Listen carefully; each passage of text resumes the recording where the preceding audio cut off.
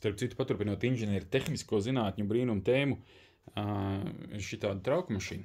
Forši ir cirkulācijas sūknis, pasties izpumpēšanas sūknis, visam viegli tikt klāt, tur sāls trauks, viss kā nāks. Bet, lai tam visam viegli tikt klāt, principā viņi ir jāapgāž rekur uz galvas, redzi, viņi stāv tur tagad uz otru pusi, un jānorauž tā grīdi nost, tur atspērs jāvieno vaļā un tā. Kas par ražotāju? Boši tā dara, bet viņi jāremontē reti, bet, redz, kad gadās, tad tāds baigais piņķers sanāk.